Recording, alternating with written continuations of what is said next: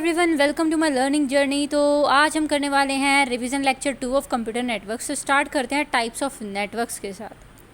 ठीक है, तो नेटवर्क्स को मोस्टली ना कवरेज एरिया के बेसिस पर डिवाइड किया जाता है कि कितना छोटा एरिया कितना बड़ा एरिया, उसके हिसाब से उसका नाम दे दिया जाता है। जैसे जो पर्सनल एरिया नेटवर्क होता है वो सबसे छोटा नेटवर्क होता है। फिर आता है लोकल एरिया नेटवर्क, लैन जिसे हम बोलते हैं। फिर आता है कैन, जिसको हम कैंपस एरिया नेटवर्क बोलते हैं। फिर आता है मैन, मेट्रोपॉलिटन एरिया नेटवर्क। और सबसे बड़ा होता है van, wide area network.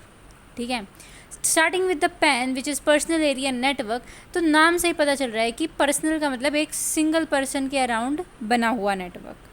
PAN is a network that connect devices belonging to one person with a very small area. Its range is normally 1 metre से लेके 100 मीटर तक, और प्रैक्टिकली ब्लूटूथ डिवाइसेस मोस्टली 10 से 30 मीटर तक operate करते हैं। Technology कौन सी use होती है इसके अंदर? Bluetooth, IRDA, Zigbee. सबसे पहले ब्लूटूथ की बात करें तो सबसे कॉमन टेक्नोलॉजी है ये। Earbuds, headphone, smart watches, keyboards, mouses, speakers, इन सब में यूज़ होता है। ये लो पावर कंज्यूम करता है और वायरलेस कम्युनिकेशन प्रोवाइड करता है। दूसरा आता है IRDA which is infrared data association. ये इंफ्रारेड लाइट यूज़ करता है। टीवी रिमोट्स इसका बेस्ट एग्जाम्पल हैं। लिमिटेशंस क्या है इसकी? दोनों डिवाइसेस एक दूसरे के सामने होने चाहिए।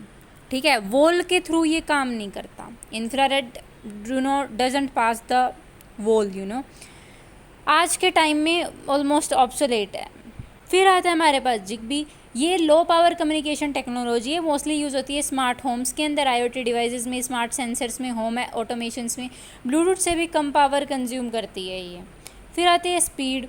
तो स्पीड पर्सनल एरिया नेटवर्क में जनरली हाई होगी। अब तुम मेरे को ये बताना कि मेरे को यहाँ अब जहाँ मैं बैठी हूँ यहाँ से अपने घर के वॉशरूम जाने में कितना टाइम लगा, मतलब वो मेरा पर्सनल एरिया नेटवर्क हो गया। और वहीं मैं कहीं पब्लिक वॉशरूम में जाऊँ, मान लो बस स्टैंड है, मैं वहाँ गई हूँ, अपने घर से वहाँ तक वॉशरूम जाऊँ, मतलब एग्जांपल थोड़ा अच्छा नहीं है बट है, ठीक है, तो मुझे ज़्यादा टाइम लगेगा, मेरी स्पीड स्लो होगी।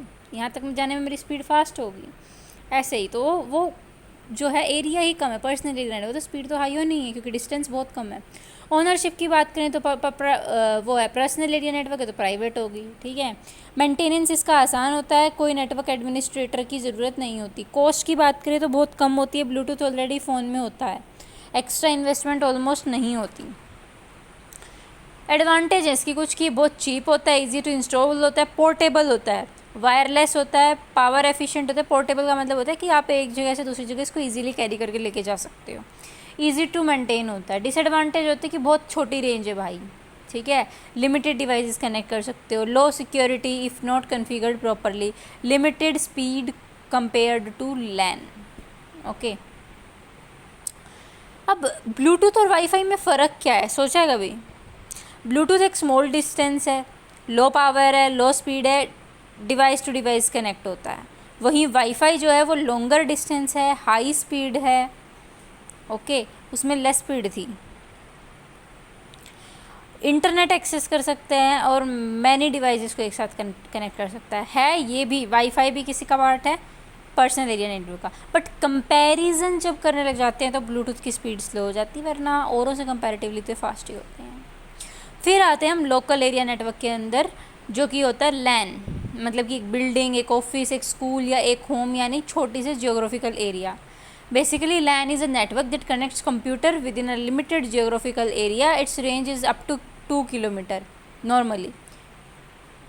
टेक्नोलॉजी कौन सी होती है इसके अंदर? इथरनेट होता है, वाईफाई होता है। Ethernet wireless connection, RJ45 cable use होती है। एडवांटेज क्या है? फास्ट होता है, स्टेबल होता है, सिक्योर होता है, लो लेटेंसी होती है, यानी कि उसको जो काम होता है उसको करने में कितना टाइम लगता है, that is the latency. Wifi की बात करें तो वायरलेस लोकल एरिया नेटवर्क है ये, we know it, and radio waves use करता है, इजी इंस्टॉलेशन हो जाता है। स्पीड की बात करें तो इसकी अच्छी खासी स्पीड होती है, किसकी? लोकल एरिया नेटवर्क की, क्योंकि डिवाइसेस पास पास ही होते हैं। ओनरशिप की बात करें तो प्राइवेट हो सकती है ऑर्गेनाइजेशन या होम ओनर हो सकता है ना। मेंटेनेंस भी आसानी होता है, कॉस्ट भी लो ही होती है क्योंकि छोटा नेटवर्क होता है। उसके बाद एडवांटेज क्या होगा इसकी? High speed, easy maintenance, security, low cost, file sharing easy हो जाती है, printing sharing, internet sharing. Disadvantage, बहुत छोटा एरिया है, server failure can affect users, need network administrator in large local area network. अगर ज़्यादा बड़ा लोकल एरिया नेटवर्क, उसमें नेटवर्क एडमिनिस्ट्रेशन की ज़रूरत पड़ जाती है। उसके बाद हमारे पास आता है can, campus area network. It connects multiple lens with in a campus. जो लैंस थे ना, उनको मल्टीपल लैंस को एक कैंपस के अंदर ही आपस में जोड़ता है, उसे कहते हैं कैन, कैंपस एरिया नेटवर्क। इसकी रेंज होती है अप्रॉक्सीमेटली 1 से 5 किलोमीटर। टेक्नोलॉजीज़ मोस्टली इथरनेट या फाइबर ऑप्टिक्स यूज़ होती हैं इसके अंदर। उसके बाद हमारे पास इसके अंदर जो स्पीड होती है वो बहुत ज़्यादा होती है। ओनरशिप पहले वाले से ज़्यादा नहीं होती, पर होती है अच्छी खासी। ओनरशिप प्राइवेट होती है, यूनिवर्सिटी या कोई कंपनी। उसके बाद कॉस्ट मॉडरेट होती है। Advantage centralize management, resource sharing, high speed, security. फिर इसमें आ गई इजी कम्युनिकेशन। बुराइयाँ क्या है इसकी? इंस्टॉलेशन कॉस्ट लगती है महंगी, fibre required, maintenance slightly difficult होता है लैन का। लैन से किसका? कैन का। उसके बाद आते हैं हम वैन पे। क्या मैन कर चुके? मैन नहीं किया। हाँ, मेट्रोपॉलिटन एरिया नेटवर्क।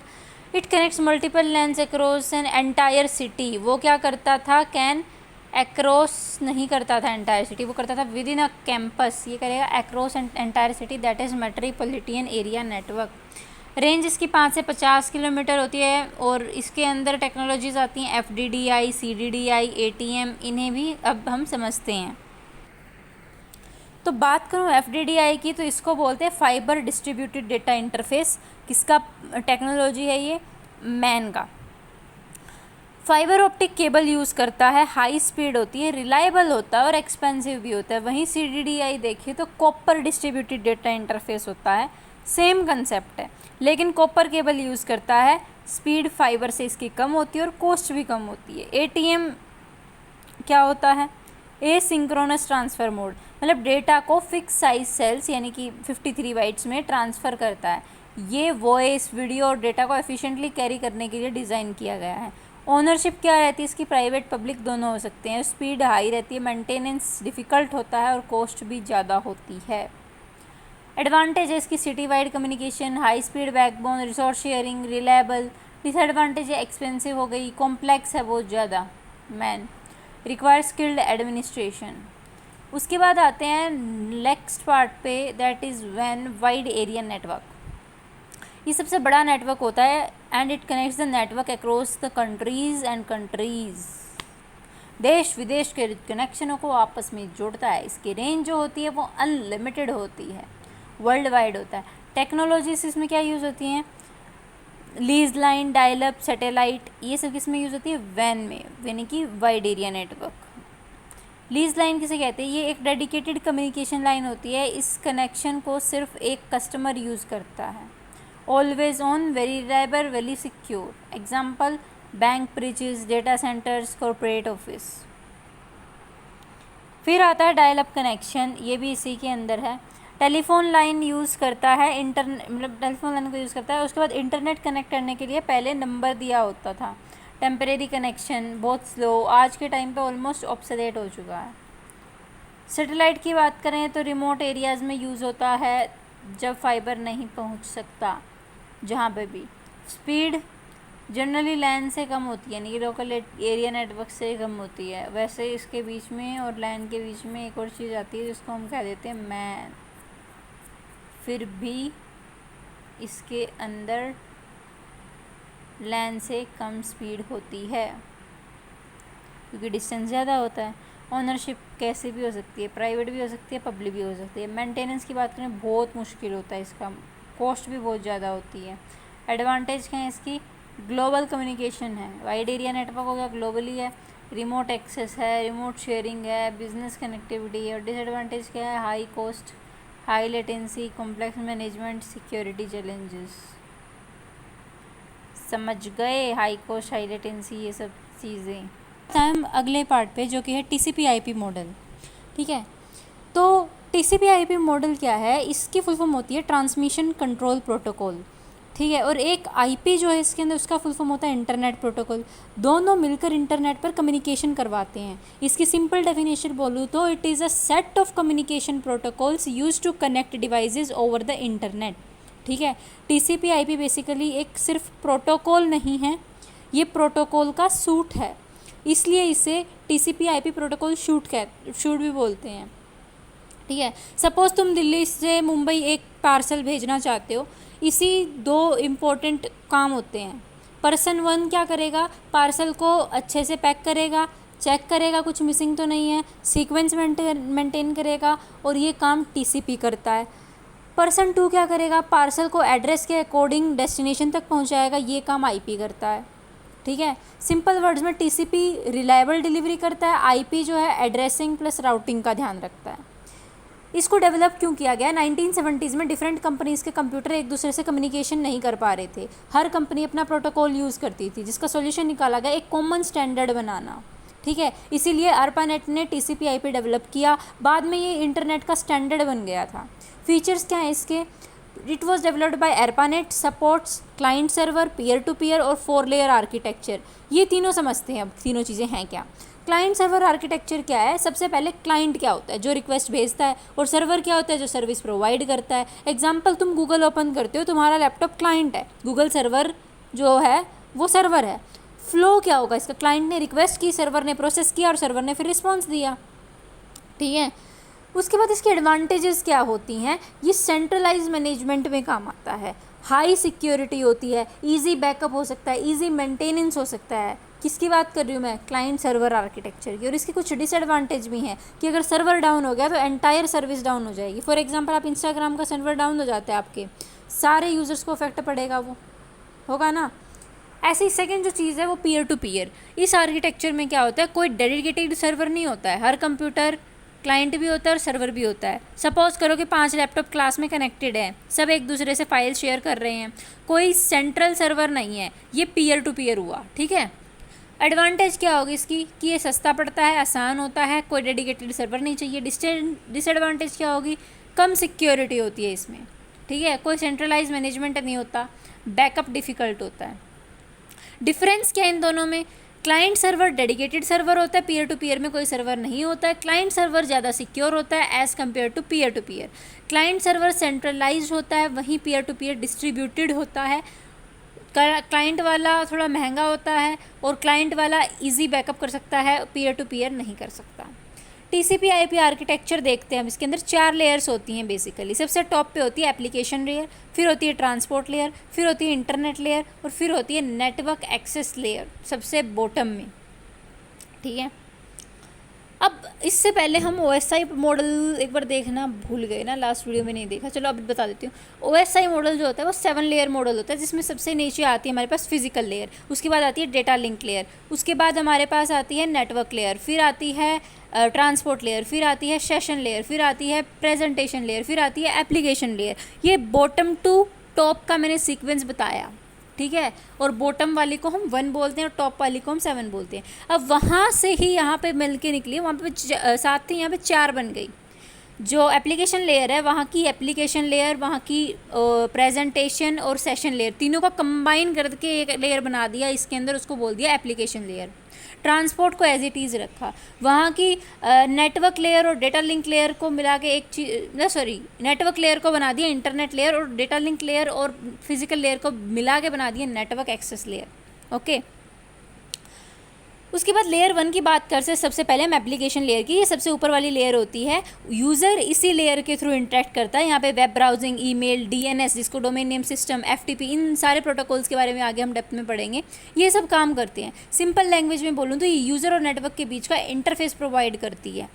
इसका फंक्शन होता है डेटा को रिप्रेजेंट करना, एप्लीकेशन सर्विसेज देना, authentication, encryption, email, file transfer, web browsing, ये सब होते हैं। इसके अंदर प्रोटोकॉल्स आते हैं जैसे आपका HTTP, HTTPS, FTP, SMTP, POP3, ठीक है, DNS, DHCP। फिर सेकंड लेयर आती है हमारे पास ट्रांसपोर्ट लेयर। ये TCP/IP का सबसे इम्पोर्टेंट लेयर है। इसका काम होता है रिलायबल कम्युनिकेशन। ठीक है, मतलब रिस्पॉन्सिबिलिटीज़ होती हैं इसकी सेगमेंटेशन, फ्लो कंट्रोल, इनके बारे में पीछे पढ़ के आए हैं, error control, end to end communication, है ना, और पोर्ट नंबर्स।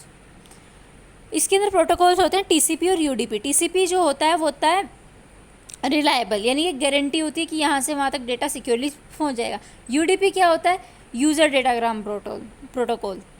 ठीक है, इसके अंदर गारंटी नहीं होती है, ये रिलायबल नहीं होता है, पर ये फास्ट होता है। वहीं पर टीसीपी थोड़ा स्लो होता है, पर वो एक्नॉलेजमेंट लेता है कोई काम करने से पहले। कनेक्शन ओरिएंटेड होता है कि अगर आपको दो जनों के बीच में बातचीत करानी है तो आपके बीच में पहले कनेक्शन होना चाहिए, तभी बात कर सकते हो। एरर चेकिंग होती है इसमें।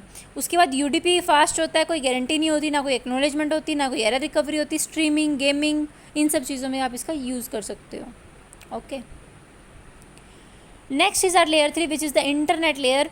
इनको ना हम आगे और डेप्थ में पढ़ने वाले हैं। ऐसा मत सोचना कि बस ये ख़त्म हो गई है, लेयर का नाम बता दिया, थोड़ा सा बता दिया और काम ख़त्म। No, we are going to study in depth in next classes. Internet layer क्या होती है? ये लेयर एड्रेसिंग और राउटिंग करती है। सबसे इम्पोर्टेंट प्रोटोकॉल है ये आईपी, इसके अंदर जो सबसे इम्पोर्टेंट प्रोटोकॉल आता है। रिस्पॉन्सिबिलिटीज़ क्या होती हैं? इसके अंदर आता है भाई लॉजिकल एड्रेस, जिसको हम आईपी एड्रेस बोलते हैं। राउटिंग के लिए काम आता है कि कहाँ से कहाँ तक, पाथ क्या है उसका भेजने का, पैकेट फॉरवर्डिंग, पाथ सिलेक्शन, ये सब चीज़ें किस में होती हैं? अपनी इंटरनेट लेयर में होती हैं। अब मान लो कोई कुरियर की कंपनी है, उसने डेस्टिनेशन चूज़ करी, एग्जैक्टली वैसे ही इंटरनेट लेयर रूट चूज़ करती है। फिर आती है लेयर 4 जो कि होती है नेटवर्क एक्सेस लेयर। इससे link layer, network interface layer, network access layer, ये सब बोल देते हैं, इसके बहुत सारे नाम हो जाते हैं। इसका काम होता है भाई फिजिकल ट्रांसमिशन। इसके अंदर आता है मैक एड्रेस, जिसको हम फिजिकल एड्रेस भी बोलते हैं, जो कि हर एक डिवाइस का अपना अलग होता है। फ्रेम क्रिएशंस, मीडिया एक्सेस, इसमें प्रोटोकॉल्स आते हैं Ethernet, wifi, PPP, frame relay. Simple words में बोलूँ तो ये लेयर डेटा को केबल या वायरलेस मीडियम में भेजती है। ठीक है, अब ओएसआई लेयर और टीसीपी आईपी के बीच में जो कंपैरिजन है वो वैसे मैं एक बार बता चुकी, फिर भी एक बार हम दोबारा देख लेते हैं। वो 7 लेयर होता है, ये 4 लेयर होता है। वो रेफरेंस मॉडल है, वो प्रैक्टिकल नहीं है, लेकिन प्रैक्टिकली जो सारी चीज़ें काम कर रही होती है वो टीसीपी आईपी पे काम कर रही होती हैं। Reference model was developed bye ISO and TCP IP developed by ARPANET। जो ओएसआई है वो मोस्टली टीचिंग में यूज़ होता है और टीसीपी आईपी रियल इंटरनेट है। ओएसआई में सेशन प्लस प्रेजेंटेशन सेपरेट होती हैं और इसके अंदर मर्ज होकर एप्लीकेशन बन जाती हैं। ओके, नेक्स्ट इज हमने एक टॉपिक पढ़ा था एनकैप्सुलेशन। ठीक है, हमने एनकैप्सुलेशन अभी किस में पढ़ा था?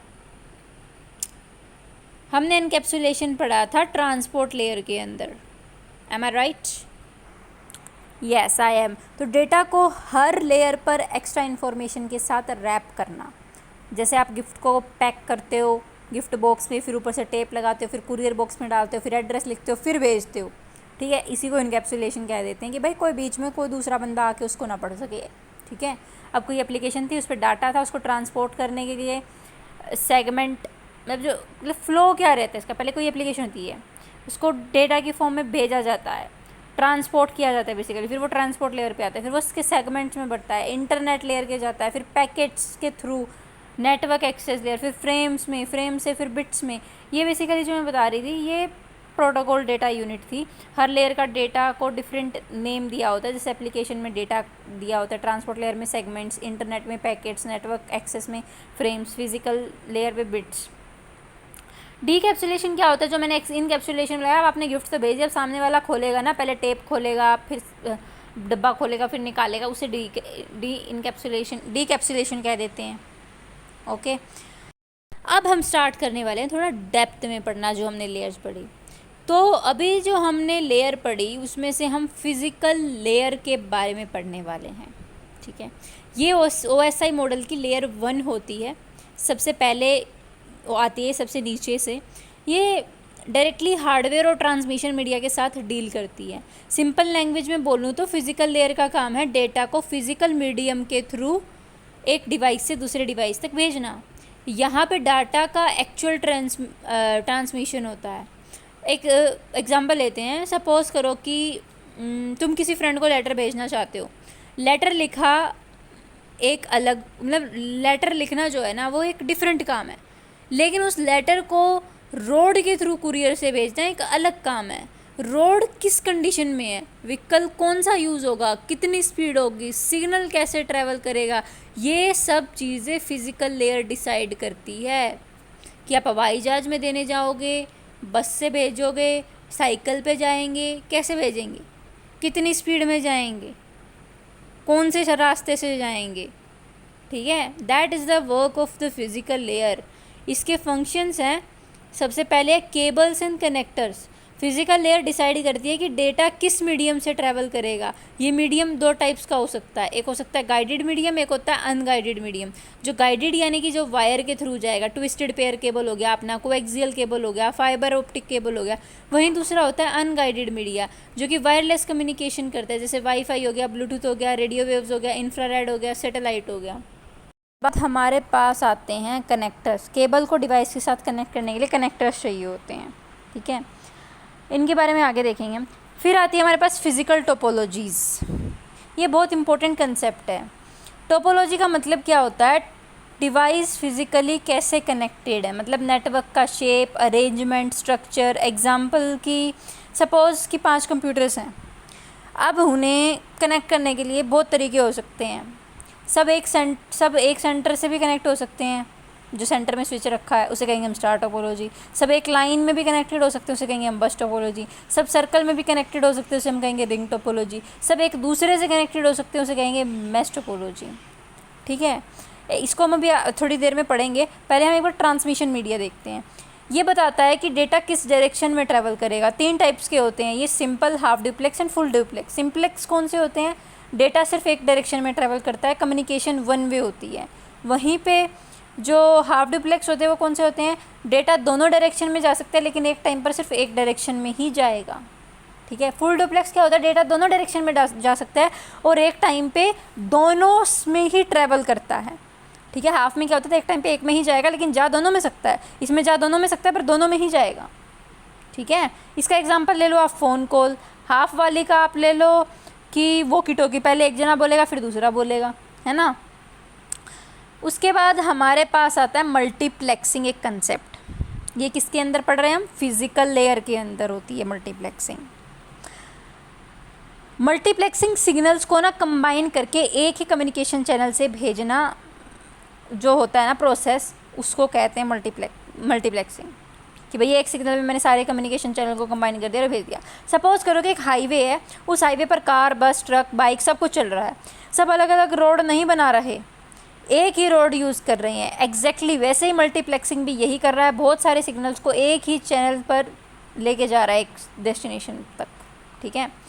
इसकी ज़रूरत क्या है, अलग अलग केबल क्यों नहीं यूज़ करते हम, एक ही रास्ते से क्यों लेके जाना चाहते हैं हर किसी को, क्योंकि वो बहुत एक्सपेंसिव हो जाता है, बैंडविड्थ वेस्ट होती है, रिसोर्सेज वेस्ट होते हैं, इसलिए एक ही चैनल शेयर करते हैं। प्रोसेस क्या रहता है, सेंडर साइड से मल्टीपल सिग्नल्स जाए, फिर मल्टीप्लेक्सर, फिर सिंगल चैनल।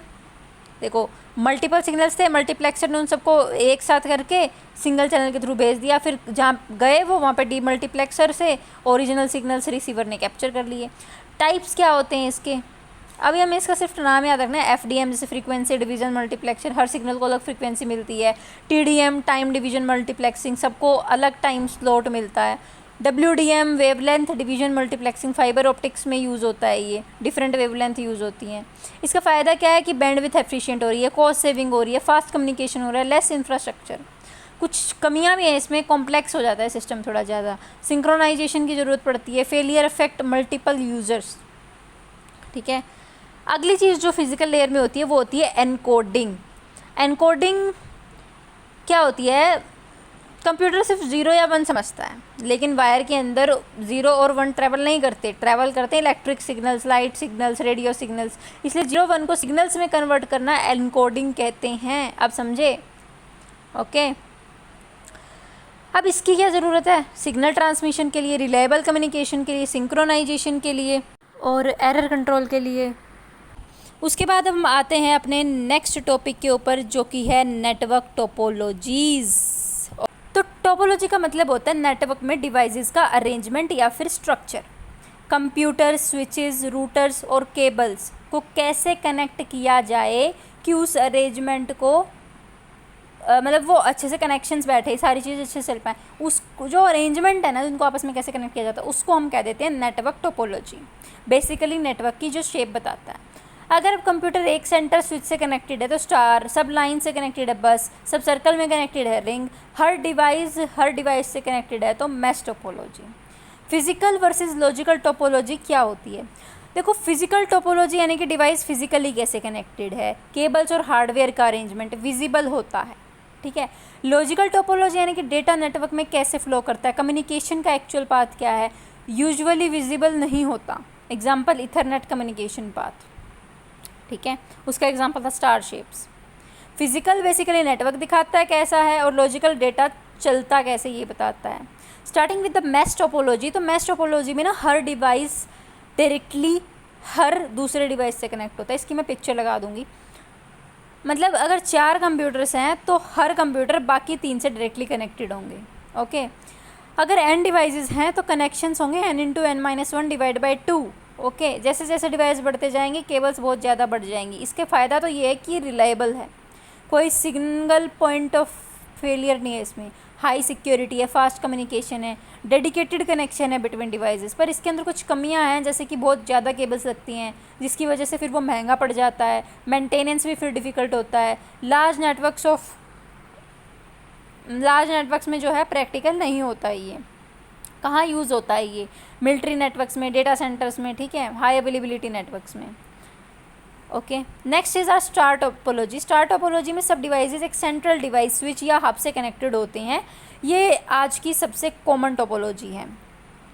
इसका फ़ायदा ये है कि ये इजी टू इंस्टॉल है, इसके अंदर इजी टू ट्रबल शूट है, एक केबल फेल होने से पूरा नेटवर्क बंद हो जाता है, easy to add new device, good performance देती है ये।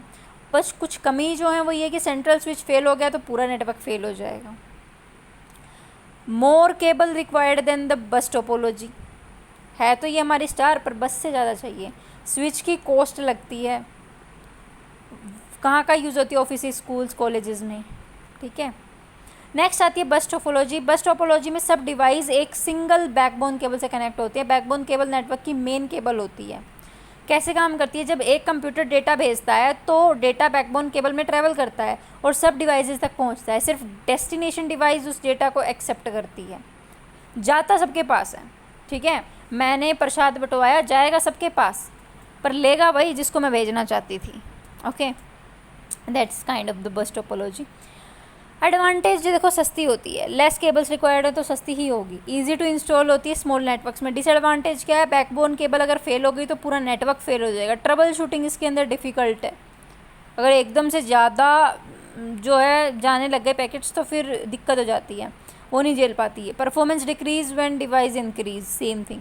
कोलिजन बहुत ज़्यादा हो जाता है इसके अंदर। पुराने इथरनेट नेटवर्क्स में यूज़ होती थी ये, आज के टाइम पे बहुत कम यूज़ होती है। Next is the ring topology. Ring में हर डिवाइस 2 नेबर डिवाइसेस से कनेक्टेड होता है और नेटवर्क एक सर्कल बना लेता है। डेटा रिंग में एक डायरेक्शन में ट्रैवल करता है, कभी कभी दोनों डायरेक्शंस में भी करता है। कई रिंग नेटवर्क में टोकन पासिंग टेक्निक यूज़ होती है। टोकन यानी कि परमिशन को परमिशन देना क्या कह रही हूँ, उस पर्टिकुलर डिवाइस को परमिशन देना कि हाँ भाई तू अब डेटा भेज सकता है।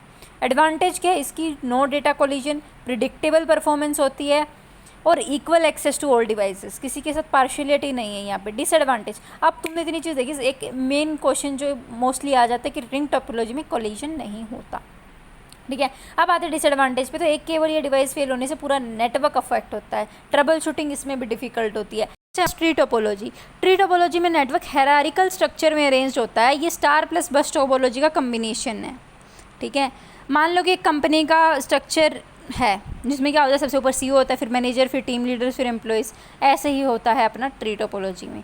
फ़ायदा क्या है, स्केलेबल है, इजी टू एक्सपेंड है, suitable for large organization, hierarchical management. वहीं इसकी कंपनियाँ की बहुत कॉम्प्लेक्स हो जाता है ट्री, मोर केबल्स रिक्वायर्ड होती है, बैकबोन फेलियर अफेक्ट करता है large part of the network और कॉस्टली भी होता है। लार्ज कॉर्पोरेशंस, यूनिवर्सिटीज़ ऐसी जगह पे यूज़ होता है। हाइब्रिड टोपोलॉजी की बात करें, it is our last topic of today's class और टुडेज़ रिवीजन। हाइब्रिड टोपोलॉजी 2 या 2 से ज़्यादा टोपोलॉजीज़ का कम्बिनेशन हो सकती है, वो चाहे स्टार और बस का कॉम्बिनेशन हो, चाहे स्टार और रिंग का कॉम्बिनेशन हो, चाहे मैश और स्टार का, कोई भी 2 टोपोलॉजीज़ का जो कॉम्बिनेशन बन गया that is known as the hybrid topology.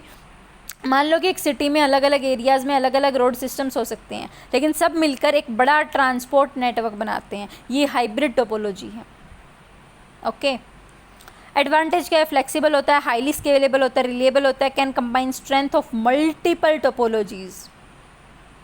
Disadvantage क्या है, महंगा पड़ता है भाई 2 टोपोलॉजीज़ को मिलाना, केबल्स उनकी, switches, devices, okay. Complex design हो जाता है, डिफ़िकल्ट होता है maintenance, require skilled administrator. Obviously भाई 2 टोपोलॉजीज़ को मिला के उनके ऊपर काम करना, थोड़ा स्किल्ड बंदा चाहिए इसके लिए।